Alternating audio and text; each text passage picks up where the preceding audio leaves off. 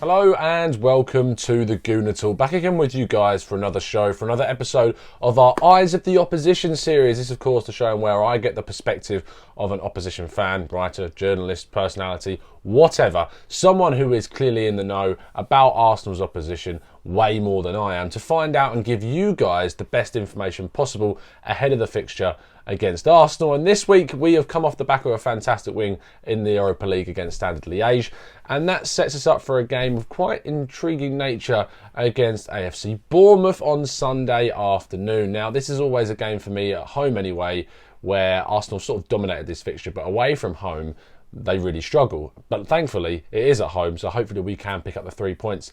I did actually a video for Sam from the Back of Net podcast, who is going to be joining me today at AFCB podcast on Twitter, talking about where I sort of saw things, and I'll leave the link for that in the description. But Sam is here to talk all about Bournemouth and get his side of things. So to start things off, I sort of wanted to ask the question, well, Bournemouth are going strong this season, and there's been lots of talk about sort of West Ham, Wolves, Leicester, these sort of teams that we know are going to cause problems. And whilst Wolves haven't had the best start, I kind of want to know how Bournemouth have fared so far, and maybe if they've gone under the radar a bit. Yeah, I mean, to be honest, it probably suits us that teams like Leicester, as you say, are more in the limelight for a top half finish than us. We're quite happy to go under the radar. I think our problem, though, is consistency.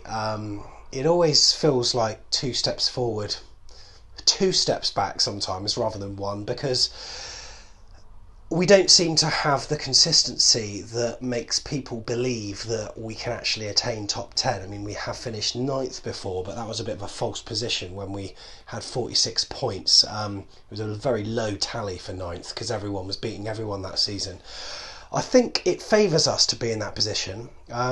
We're under no pressure, which is a good thing and a bad thing. I think there are teams like maybe Everton size that have got a target that they have to really achieve, otherwise fans will become very irate. Whereas Bournemouth, we haven't really got that pressure, and that probably favours Eddie a bit and favours the players, so we can have this free-flowing attacking football.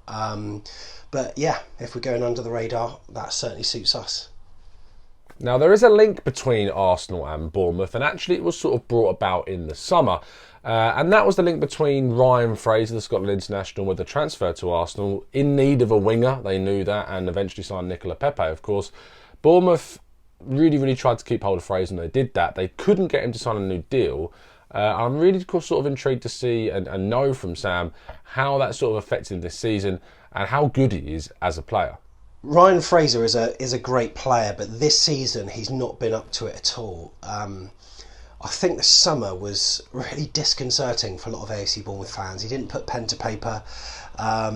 He's a player that obviously believes his own hype, hence there's rumours that he could be earning gargantuan amounts of money at our club.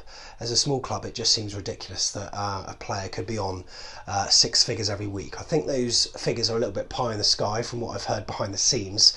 However, his agents obviously, training him to say the right things and not verbally commit one way or the other. But this season, though, he hasn't been on it, and he's been rightfully benched, even left out the squad in the last match, but apparently that was through illness. I've got to say, though, he probably will start against Arsenal. I mean, what better advert for him to play out of his skin against the team that's been linked with him very much.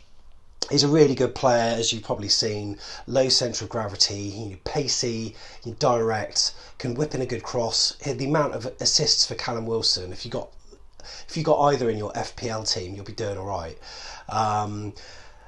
And he's got an assist this season, given the fact he hasn't started many games. I'm looking forward to seeing some of his form return, and if that's against Arsenal, then that's good news. He's not hit the heights, but I'm certainly sure he will. I think his mind is maybe on other matters.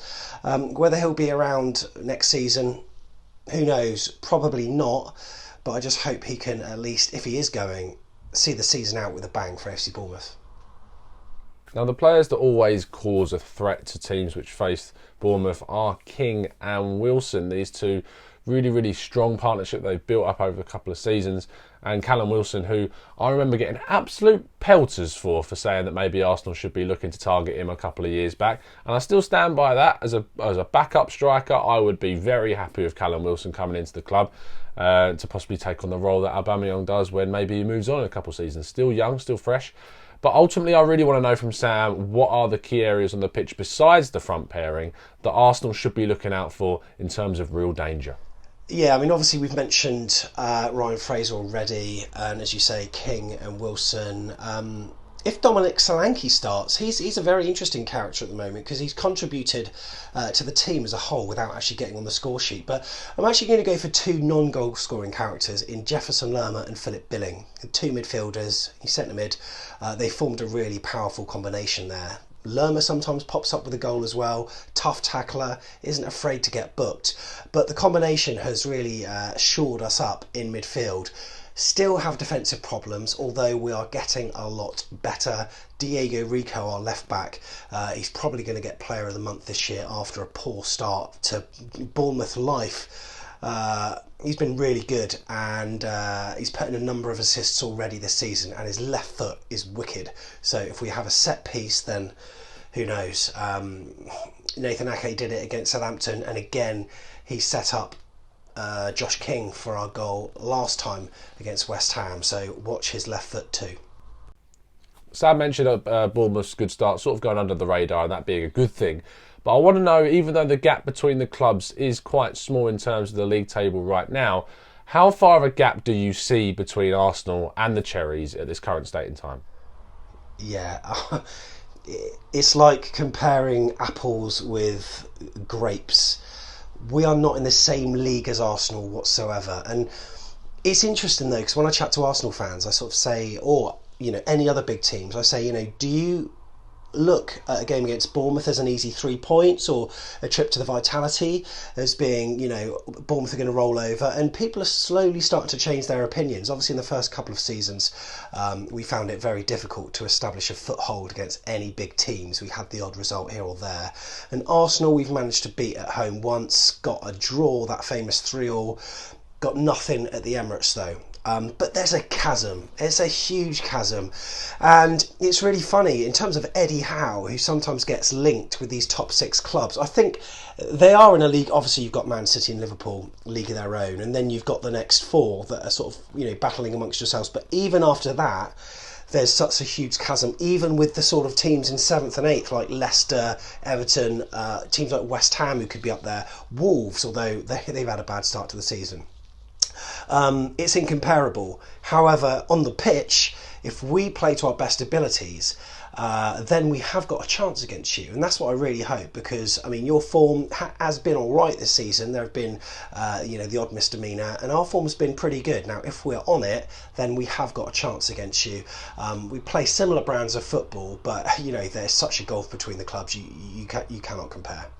Now we get round to talking about the game itself. So expectations for me, I'm looking at this as 3 points for the Arsenal. And as I said in Sam's video, that I was expecting us to win this game. I just think that the vulnerability at the back means we can get at them.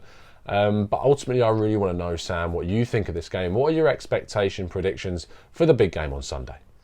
Well, Bournemouth haven't kept a clean sheet this season, which is worrying. Even though our defence has improved somewhat, we haven't won to 0 yet. So there'll be goals. I would like to think we can score, as well as we'll probably concede 2. I think it'll be fairly open. The way both teams set up with the high press, there's going to be a lot of space in the middle, and I'm really looking forward to seeing the midfield battle this time round. The team we had against you last time, considerably weaker. And I'm really looking forward to seeing what we can do. Ultimately, it's going to be a close one. I think Arsenal will probably shade it. Head says one thing, heart says another. Head says 2-1 Arsenal. Heart says that we can come away with a draw, maybe 1-2. But I'm really looking forward to the game. I think it'll be a good advert for the Premier League. You know, sometimes you watch Super Sunday or Monday Night Football and it's two teams that you think, oh, this is going to be a dreadful fixture. Bournemouth, given we're a small club and, you know, not a fashionable club, I think people like watching us play. And of course, you play the beautiful game as well. So it'll be two good footballing sides that are coming together. And unfortunately, it's not a televisual spectacle for those in the UK. However, I think that it's going to be a really tasty game for Match of the Day 2 on Sunday night anyway. So there you have it, everything that you need to know about Arsenal against Bournemouth on 2 o'clock on Sunday afternoon. Quite a nice time actually for an afternoon game. When it gets to that later fixture, you have that, and then it's sort of your day's gone. But it's finished by 4 and you can enjoy the rest of your evening. Well, I say enjoy it. Of course, it depends entirely on the result for both myself and Sam. Conflicting feelings it might be after the game, but hopefully we'll certainly see a good contest. I'm personally sticking with my prediction I said the other day of a 3. I said 4-0. I said 5-1 against Stade Liège, thinking that we would concede, and we didn't. So now I'm going to go against my prior thoughts and say 3-0 to the Arsenal. I'm going to keep another clean sheet. But Socrates and David Luiz coming in instead of Holding.